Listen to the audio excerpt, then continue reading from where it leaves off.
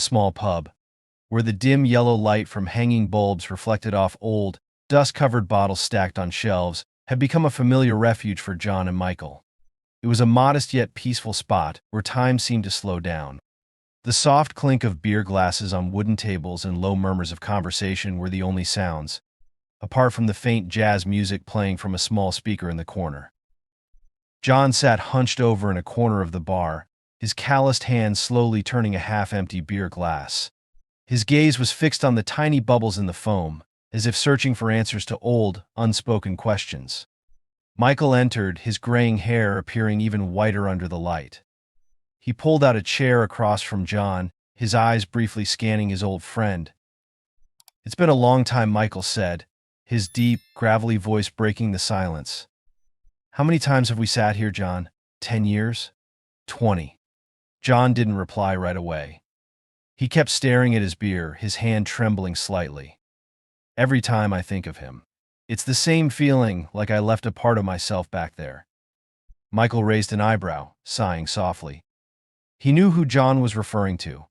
There was no need to say the name, it was etched into their memories like a scar.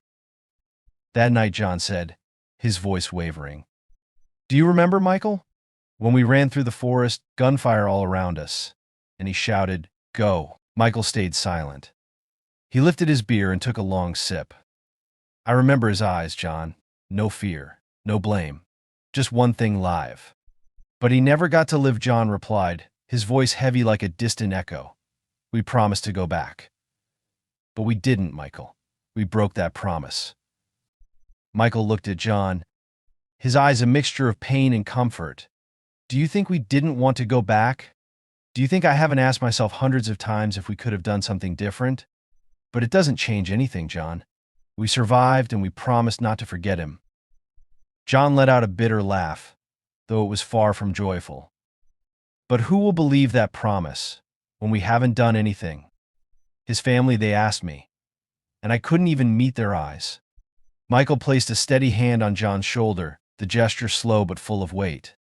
"They don't need our explanations. What they need is an answer, John, and we can still find that answer." Owen lifted his head, looking at Michael. A faint glimmer of hope flickered in his eyes, though he dared not name it just yet. "After all these years, do you think we still have a chance?" Michael nodded, his voice gentle yet resolute. "If we don't believe, what do we have left, John? We've carried him in our minds all these years. But now it's time to act for him and for ourselves." The silence returned as the two sank into their own thoughts. Somewhere in the pub, the slow strains of jazz filled the air, evoking a rare sense of tranquility. Yet deep down, they knew this was only the beginning of a long journey, a journey to uncover the truth and perhaps recover a part of their souls left behind on the battlefield so many years ago. The morning in John's small room was the same as any other day. Sunlight streamed through the old curtains, illuminating the keepsakes he had held onto for the past 3 decades. On the table sat an old photograph of 3 young soldiers smiling, John, Michael, and William, next to a tarnished silver medal. Beside it, a cup of cold black coffee gave off a faint aroma that did little to ease the heavy atmosphere in the room. John sat silently by the window, turning the cup in his hands, his eyes staring distantly at the overgrown garden behind the house. Once, it had been a place he cared for, a small piece of his life after the war. Now, it was overrun with wild weeds. Memories surged back, vivid as though it had all happened yesterday, the sound of gunfire, the screams, and the wind tearing through the dense forest trees. In the corner of the room, an old phone buzzed, breaking the silence. John glanced at the screen. The name Michael appeared. He hesitated for a moment before picking up. "Hey, John," Michael's familiar, somber voice came through. "I hope you don't mind me calling at this hour." John didn't answer right away. He leaned his head back against the chair and sighed. "No time is better than now." "What's on your mind?" "I just thought. It's been so long, hasn't it? I just finished some work with the organization, but my thoughts keep circling back to him." Michael paused, then continued. "You know, sometimes I wonder if we even deserve to go on living." John remained silent, his grip tightening around the cup. After a moment, his voice came out hoarse. "We don't deserve it. You and I, we left him behind. How can surviving ever feel right?" Michael sighed heavily on the other end, as if he didn't have an answer either. "But we made a promise, John.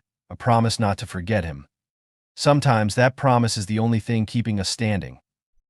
You think his family believes in our promise? John let out a dry laugh, devoid of any joy. I couldn't even look them in the eye, not when I know we left him behind. Michael didn't respond. When the call ended, the conversation lingered in John's mind like a relentless wave. He sat there a while longer, his eyes still fixed on the empty space beyond. The same old questions churned within him, unanswered and unyielding. In another part of the city, Michael sat in his small office. Piles of files were stacked high on his desk, cases of veterans in need of help, men like him and John. Yet he knew all too well that helping others did little to ease the pain he carried within. A neatly folded old newspaper lay on his desk. His eyes fell on the headline, and his heart began to race. The words, "Remains of U.S. Soldier found near Truong Sun Forest," leapt out at him, sparking a flicker of hope. His fingers trembled as he picked up the phone and scrolled to John's number. "John, I think I've found something." Michael's voice was urgent as the call connected. Found what John's voice on the other end was almost a gasp. Michael swallowed hard, trying to steady his voice. "A news article.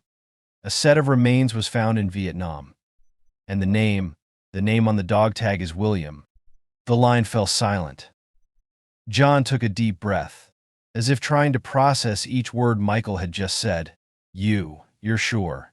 It's not just a coincidence with the name." "I'm not sure. But we have to check, John. We have to go." John sank into his chair, his trembling hands gripping the armrests. Memories came rushing back like a storm, tightening his chest. After a long pause, he murmured, "I'm not sure I can handle it if it's not him. But what if it is him? John, this could be the answer we've been searching for all these years." John stayed silent for a moment longer, then sighed deeply. "All right, Michael, we'll go." The small office grew quiet again, but this time the silence was no longer heavy. Deep inside John, a faint glimmer of hope began to emerge. Would this journey bring the answers they'd been yearning for, or would it only lead to fresh pain? He didn't know. But he knew they couldn't keep living without doing something. John and Michael had set out on a journey to find answers, but the questions still lingered. Could they face their past? Would their promise to their fallen comrade be fulfilled? Share your thoughts on their emotional journey below. If this story resonates with you, follow the channel so you don't miss what happens next. A week after making their decision, they found themselves aboard a flight to Vietnam.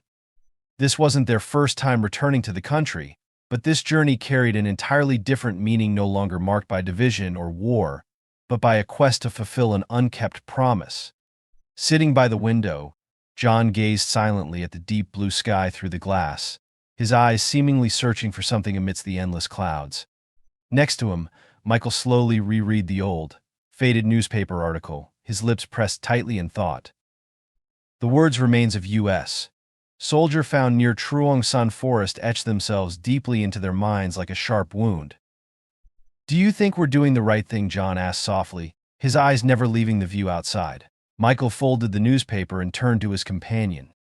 "If I said I was certain, I'd be lying. But if we don't do this, we'll regret it for the rest of our lives." A faint smile flickered across John's lips, weak and tenuous, like the hope he was desperately clinging to. "Peace. I don't even remember what that feels like anymore." Michael simply placed a reassuring hand on John's shoulder, saying nothing. Sometimes understanding didn't need words. The plane landed at Tan Son Nhat Airport with the familiar roar of engines. The humid air immediately filled John's lungs as he stepped outside, carrying the distinctive scent of this land.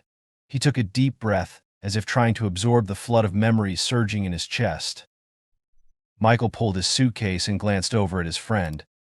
"Don't let the old memories weigh you down. We're not here to relive the past." "But don't you see?" John murmured, his gaze sweeping over the buildings and people.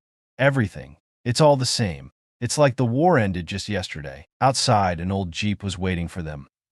Leaning against the door was their driver, a Vietnamese man with a friendly smile. He raised a hand in greeting, his voice warm and tinged with a local accent. "Welcome. You must be Michael and John, right? I'm Min, your guide. I'll help you find what you're looking for." John shook Min's hand, his movements awkward, as though he was trying to grasp a fragment of the past. "Thank you. We're just trying to find a friend." Min looked at John for a moment, his gaze full of understanding. He didn't ask anything further, just nodded as if to say, "I understand." The jeep rumbled along the uneven red dirt road. The scenery on either side gradually shifted from golden rice fields to dense forests, where time seemed to stand still. Michael turned to Min, breaking the silence. "What have you heard about the remains they found? Is there anything beyond what we read in the article?" Min kept his eyes on the road ahead. "A group of forest workers discovered it. They found a dog tag, some personal belongings, and even an American soldier's weapon. But the identity hasn't been officially confirmed yet. The items have been sent to Hanoi. And are they certain it's an American soldier?" John asked, his voice tense. "Could it be a mistake?" "It's hard to say, but the name on the dog tag was Sergeant William H. Cooper. That was your comrade, wasn't it?" Min's voice was calm, yet it struck like a punch to the chest. No one spoke. John gripped the handle of the jeep tightly, his eyes beginning to blur. William's name echoed in his mind like a bell, awakening all the pain he had tried to bury for the past 30 years. The jeep came to a stop in a small village on the edge of the forest. Simple bamboo houses were scattered across the red earth. Villagers watched the two Americans with curious but not unfamiliar eyes. They had seen too many stories of war pass through. An elderly man, small in stature but with bright, piercing eyes, approached them. Min introduced him and translated his words. "He has lived here since the war. He says he remembers an American soldier very clearly." John lowered his head, his voice hoarse. "Please, tell us." The old man looked at them, his eyes shining as though they carried the weight of an era. Through Min's translation, he began. "He was wounded, but he wasn't afraid. He saved a child from the village before he fell. We buried him right where he fell. And from that day, no one has forgotten him." John stood frozen, staring toward the forest where the old man pointed. His eyes were bloodshot, on the verge of tears, yet he held them back with difficulty.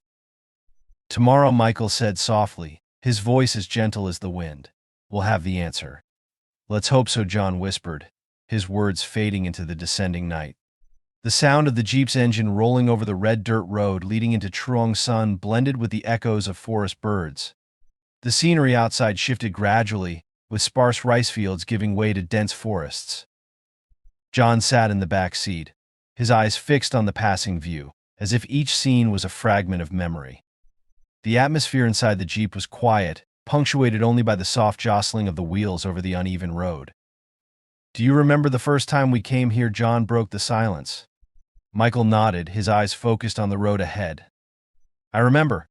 We were younger, more naive, and thought we were invincible. And more foolish," John added softly, a faint smile crossing his lips. "I used to believe that war was a straightforward task. Get it done and go home. But war is never straightforward," Michael replied, his voice heavy. "It takes us and never gives back what we've lost." From behind the wheel, Min glanced back briefly, his voice gentle, as if not to disturb their train of thought. "War left deep scars on my country. But it didn't spare those who came from afar, like you. Your country has healed better than we have," John admitted, his eyes still fixed on the treetops gliding past the window. The jeep pulled into a small village, where simple wooden houses were scattered beneath the shade of green trees. The villagers watched them with curious but non-hostile eyes. From one of the houses, an elderly man emerged, small in stature but walking with steady steps. Min gestured for John and Michael to follow him, bowing respectfully to the old man. "This is Mr. Hung Minch," explained, his voice warm. "He's lived here since the war. If anyone knows something, it's him." John and Michael bowed slightly in greeting, their eyes filled with a mixture of hope and apprehension. Min translated their greeting, and Mr. Hung gave a slight nod in return. His eyes, though clouded with age, shone brightly as he looked at the two men from afar. "I remember an American soldier," Mr. Hung began, his voice trembling slightly but steady in conviction as Min translated. "He was badly wounded, but he never showed fear. He saved a child in my village before he fell." John swallowed hard, a heavy weight pressing on his chest as he absorbed each word. "And where was he buried?" His voice was thick, almost choking on the words. Mr. Hung looked toward the forest, his gaze lost in memory. "Out there, where he fell. We didn't leave him alone." They stepped into the forest, where sunlight barely filtered through the dense canopy, leaving scattered patches of light on the ground.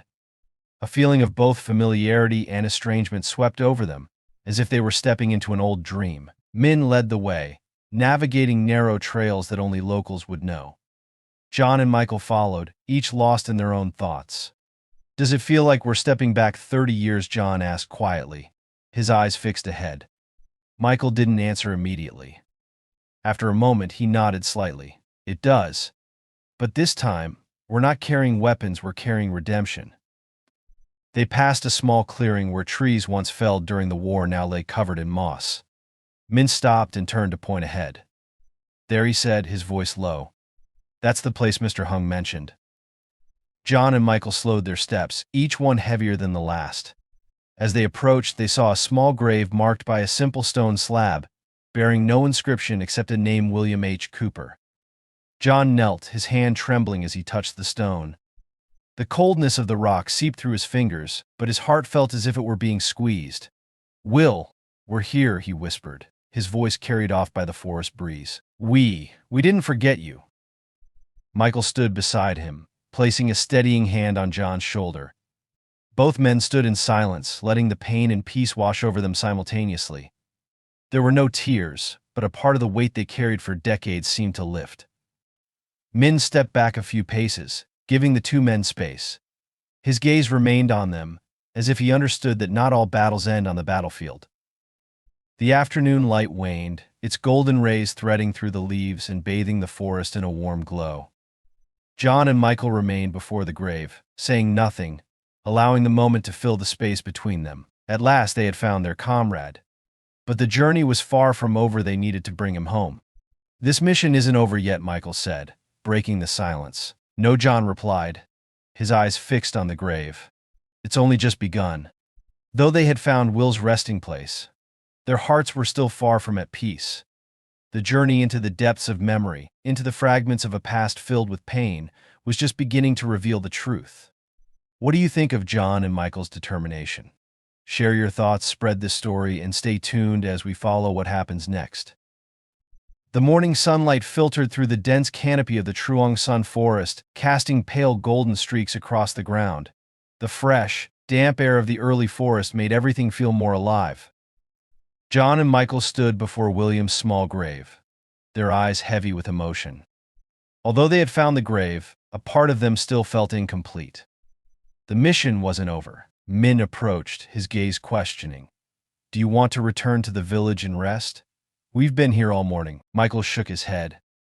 "Is there anything else here? Anything connected to him?" Min thought for a moment before answering. "There is one place. Not far from here, there used to be a small base. The villagers say it was where American soldiers stayed during a battle. He might have been there before he was injured." John looked up, a glimmer of hope in his eyes. "Take us there." They resumed their journey, following narrow, overgrown trails. Dense underbrush and interwoven vines made each step heavier. Min led the way, carefully hacking at obstructing branches with a sharp machete. The forest was quiet, save for the occasional birdsong and the rustle of leaves underfoot. Michael paused, his hand brushing against a large, ancient tree by the path. "Do you remember, John? Trees like these? They were where we hid during ambushes." John nodded, his voice hoarse. "The trees sheltered us, but they were also where death lurked." Finally, they arrived at a clearing deep in the forest.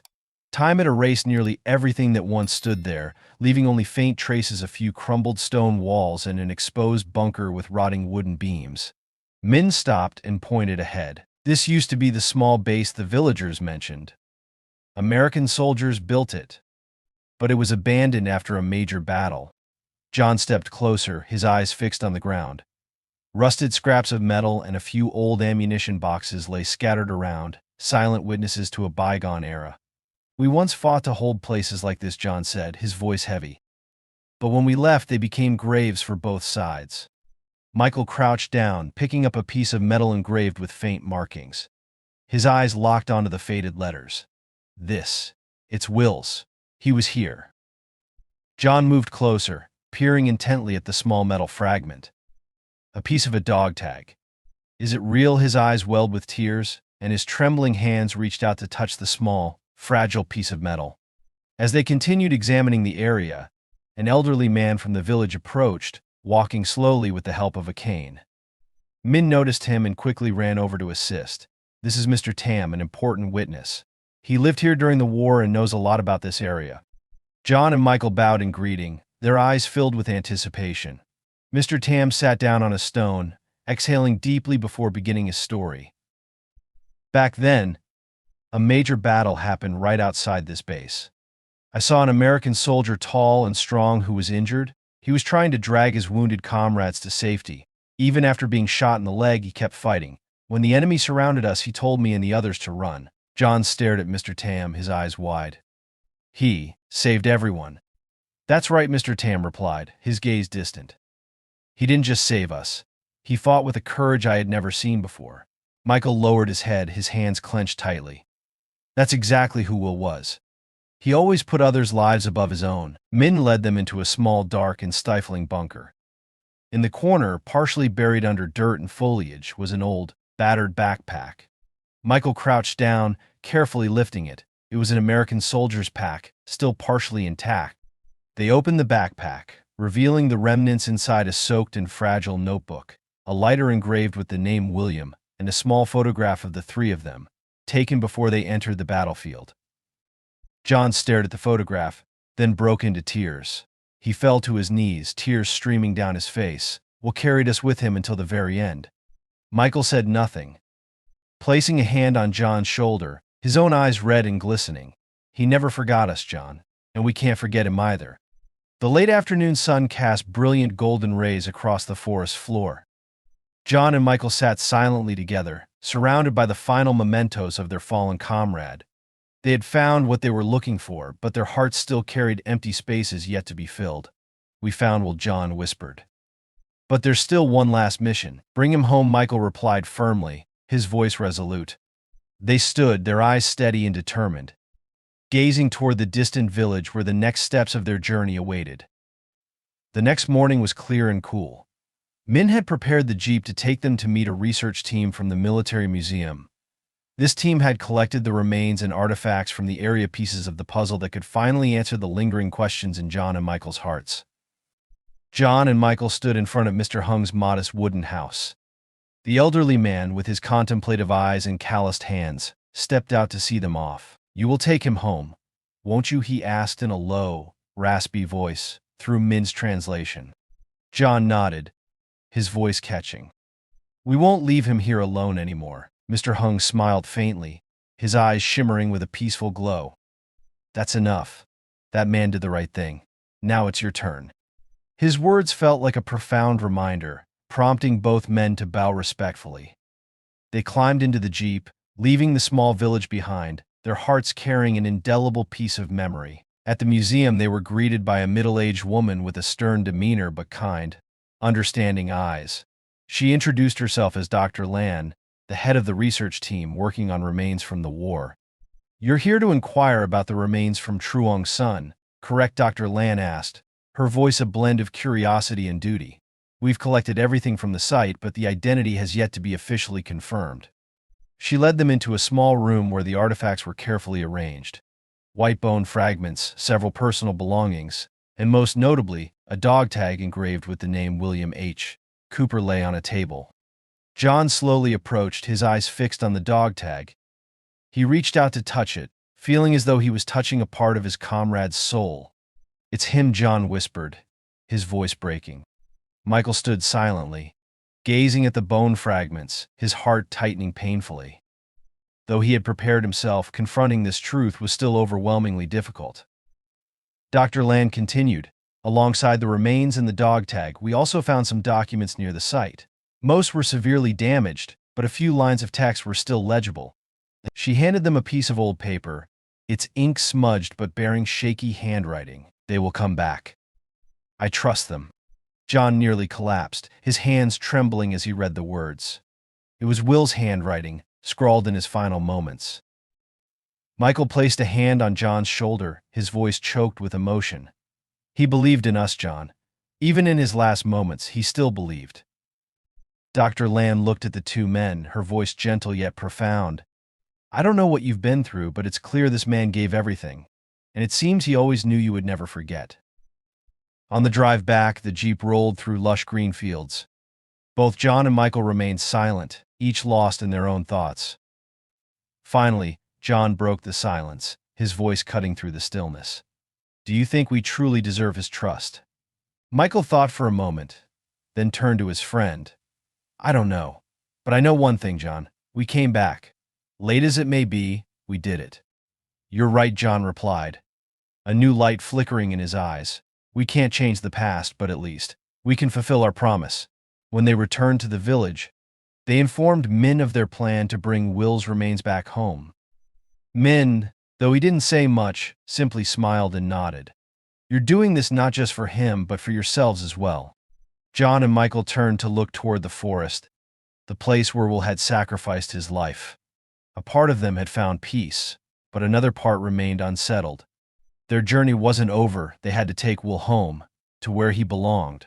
In the glow of the sunset, they stood quietly before Will's grave one last time. The silence was no longer heavy, but instead carried a sense of calm. We'll take you home, Will John whispered, his eyes fixed on the headstone. You won't have to stay here alone anymore? Michael placed a hand on John's shoulder, his gaze toward the horizon. We've done it, John, and now it's time to bring him back to where he belongs. They had found the final pieces of Will's story, the artifacts, the messages he left behind. But would it be enough to heal the pain of the past 30 years? The story wasn't over, and the journey home was just beginning. If this story has touched your heart, follow the channel to continue the journey with us. Your support inspires us to bring more meaningful stories to life. John and Michael stood silently before Will's grave one last time before leaving. Min had prepared everything to transport the remains to the airport, but their hearts remained heavy. The peace they sought still felt elusive, as if something was left undone. The Jeep rolled along the red dirt road, leaving the small village behind. Inside the vehicle, no one spoke. John's eyes rested on the simple wooden box containing Will's remains, his gaze glimmering with quiet sorrow. Michael sat beside him, staring straight ahead, though his thoughts were in turmoil. Finally, John broke the silence, his voice strained. Do you feel like we're still missing something? Michael turned to look at him, his brow furrowing. What do you mean? Will gave his life so we could live. But have we really lived in a way that honors his sacrifice? John asked, his eyes filled with emotion.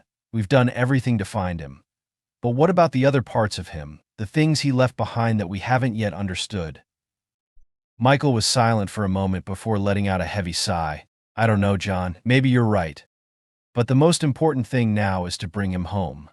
As they drove on, Min received a call from Mr. Tam, the elder from the village. After listening, Min turned back to the others, his expression troubled. Mr. Tam just called. He says he has more information. He wants you to come back to the village. Michael raised an eyebrow, his voice tinged with skepticism.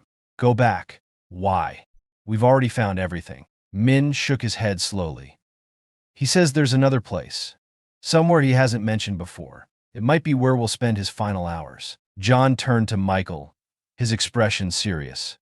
We can't ignore this. Michael closed his eyes, visibly wrestling with the decision. But if we go back, bringing Will home will be delayed.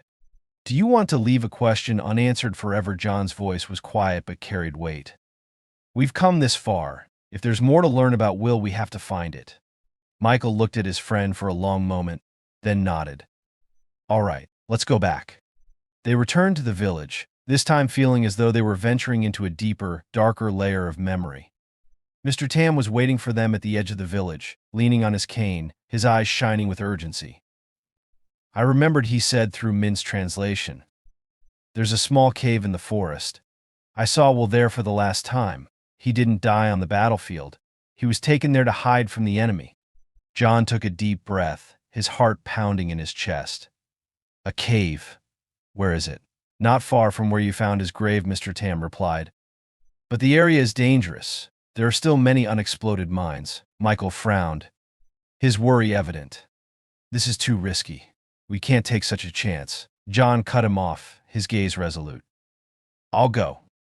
If you don't want to, I'll go alone. Michael looked at his friend, the inner conflict plain on his face. Finally, he sighed. No, if you're going, I'm going too. But we have to be careful. They ventured deeper into the forest, this time with an unmistakable tension hanging in the air. Min led the way, carefully scanning each step to avoid dangerous areas. The trees grew denser and sunlight became little more than faint streaks on the ground.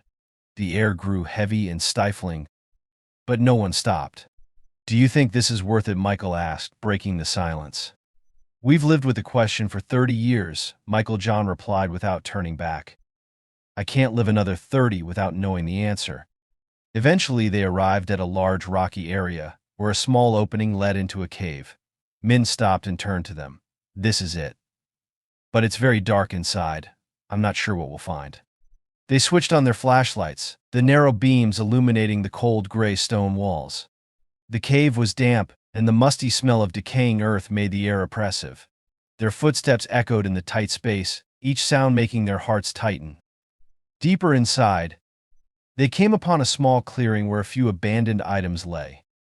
A tattered backpack, a pair of old military boots, and a torn piece of paper. John knelt down and picked up the paper. The writing was smudged, but a few lines were still legible. "If you're reading this, it means I didn't make it back. But I knew you'd come. I trust you." John clutched the paper tightly in his hands, tears streaming down his face. Michael stood beside him, placing a hand on his shoulder, but said nothing. The silence spoke louder than any words. They left the cave as the sun began to set. John held the paper in his hands as if it were the last piece of will he hadn't known. Standing at the forest's edge, he whispered to himself, "Will trusted us." And he was right. Michael stepped beside him, his eyes on the horizon. "Now we can take him home. But this time we're bringing his whole story with us." The plane took off, leaving the skies of Vietnam behind. Inside the cabin, John sat quietly by the window, his eyes fixed on the slowly drifting white clouds outside. His hand rested gently on the small wooden box that held Will's remains. Beside him, Michael leaned back in his seat, his eyes closed, though his face betrayed his exhaustion. A soft sigh broke the silence. John spoke, his voice low but steady. "I don't know if I should feel at peace." Michael opened his eyes, turning his gaze to his friend. "I think that's normal. We've lived with this burden for 30 years. Finishing it might make everything feel empty." John nodded, but his eyes stayed on the box. "Do you think Will has forgiven us for leaving him that day?" Michael was silent for a long moment. "I think he never blamed us. What we did that day, it wasn't out of selfishness. It was what he wanted. But the issue isn't Will's forgiveness, John. It's about us forgiving ourselves." John turned to Michael, his eyes red. "I've spent 30 years not knowing how to do that." Michael placed a reassuring hand on his friend's shoulder, giving it a firm squeeze, a silent encouragement. "We can't change what happened, but at least we've kept our promise. And now we've done it." John closed his eyes and took a deep breath. His chest felt lighter, as if a great weight had just been lifted. "You know, Michael, for the first time in years, I don't feel afraid when I think about Will. I just miss him." Peacefully. Michael smiled faintly, though his smile carried a hint of sadness. "That's exactly what Will would want. He wouldn't want us living in pain. He'd want us to remember him as a friend, a brother." When the plane landed, the cold morning air greeted them. The small box in John's hands felt like a final responsibility, but no longer a burden. With each step they took toward home, they felt as though they were bringing Will to where he truly belonged. On the drive back, John sat quietly, his eyes fixed on the familiar landscape passing by. Golden fields, rolling hills, everything felt the same, yet carried a new meaning now. "Do you see it?" John asked softly, breaking the silence. Michael turned to him, surprised. "See what?" "Him. I can feel him here," John said, his voice trembling not with sadness, but with emotion. "He's here with us, Michael. For the first time in 30 years, I truly feel like Will is home." Michael didn't respond immediately. He turned back to the window, where the first rays of the new day were breaking through. A faint smile appeared on his lips.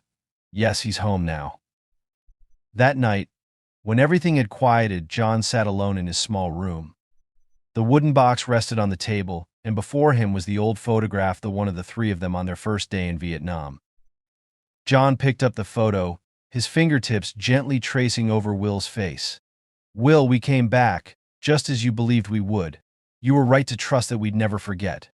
He sat there for a long time, as if having a conversation with Will. But this time there were no tears, no guilt. Only beautiful memories and the fulfillment of a promise long overdue. Elsewhere, Michael sat at his desk, a blank sheet of paper and a pen in front of him. He picked up the pen but set it down again almost immediately. His gaze drifted out the window, where the moonlight bathed the garden in a soft glow. "Will, thank you," he whispered. "Not just for saving our lives, but for helping us find ourselves again." Michael smiled, a real, unburdened smile, for the first time in many years. He picked up the pen again and began writing the opening lines of the story he had decided to tell, the story of three friends, of sacrifice, and of keeping a promise over 3 decades. Both John and Michael, in their own ways, felt the release they had long sought. The burden they had carried for 30 years had finally been laid to rest, though it would never be forgotten. This wasn't just the end of a journey, but the beginning of a new chapter, a life they knew they were now living in a way that honored Will's wishes. The gentle moonlight fell across the room, illuminating the wooden box and the old photograph. And somewhere, as if in a dream, they could hear Will's familiar laughter, soft, peaceful, and forever with them. Morning sunlight streamed through the small window in John's room, illuminating the keepsakes scattered across his desk. The old photograph of the three friends still sat there, but this time when John looked at it, he didn't feel the familiar pain. Instead, he smiled, a gentle, meaningful smile. John got out of bed, brewed a cup of coffee, and stood by the window overlooking his garden. He had begun tending to it again, reclaiming it from the wild overgrowth. New rows of flowers were starting to bloom, adding color and life to a space that once felt hollow. The ringing of the phone broke the silence. He picked up, and Michael's familiar voice came through on the other end. "John, what are you up to this morning?" Michael asked, his tone lighter than usual. "Just looking at the garden," John replied with a hint of humor in his voice. "You know, I have a bit more reason to take care of it now," Michael chuckled softly. "I thought so. Hey, do you feel like meeting at the old pub? It's been a while since we've been back." John thought for a moment, then nodded, even though Michael couldn't see him. "Sure, I'll meet you there." The small pub, where they had spent countless hours together, was still the same. The warm yellow lights, the clinking of glasses, and the familiar scent of aged wood greeted him as he walked in. John spotted Michael already seated at their usual corner, with 2 beers waiting on the table. John sat down, and the two were silent for a while, letting the familiar atmosphere envelop them. Finally, Michael raised his glass. "To Will," he said simply, though his eyes brimmed with emotion. John raised his own glass and clinked it against Michael's. "To Will. And to us." They took a sip, and Michael leaned back in his chair, his gaze distant. "Do you ever think about the future, John? I mean, now that the past isn't weighing us down anymore, we can do anything." John smiled. "I've already started. I want to do things that Will would be proud of. Maybe tell our story. Maybe help other soldiers like us, the ones still trapped in the dark." Michael nodded, his eyes reflecting understanding. "I've been thinking the same. I've started writing about our journey, not just to tell Will's story, but to remind people that war doesn't end when the fighting stops. It lives on in memories, and the only way to overcome it is to confront it." John and Michael, each in their own way, had begun a new chapter in their lives. No longer just veterans burdened by pain, they had become storytellers, living to honor and preserve their memories. Deep down, they both knew that Will would always be with them, not as a ghost of the past, but as a part of their lives, a friend who would never truly leave. John and Michael had finally freed themselves from the weight they had carried for 3 decades.